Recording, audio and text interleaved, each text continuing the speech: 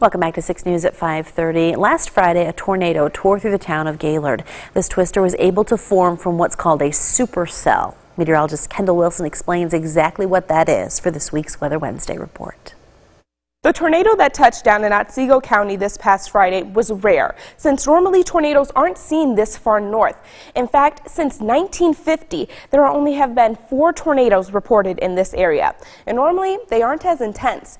After the National Weather Service conducted their damage surveys of last Friday's storm, they gave the twister a rating of an EF3, with the storm's peak winds of up to 150 miles per hour.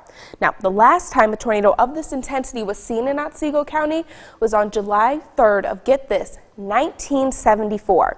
And the last one that occurred in the state of Michigan was back in 2012. Now, this tornado formed from what is known as a supercell. Essentially, this is just a rotating thunderstorm.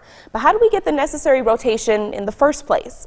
So, a supercell thunderstorm will start off in a very similar way to a regular one, where we have an intense updraft that is transporting warm and moist air into our storm cloud. And we also have that downdraft that is bringing cooler air and normally heavy rainfall down to the surface.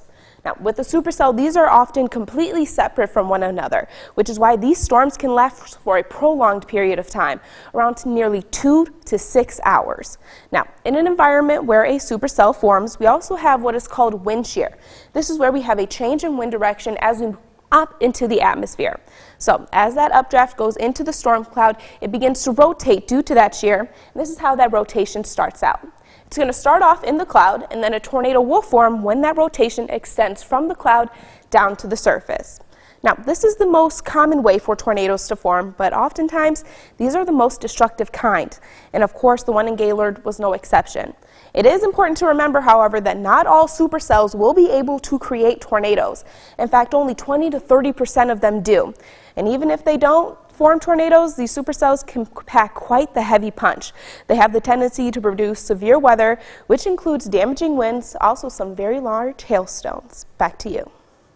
Kendall, thank you.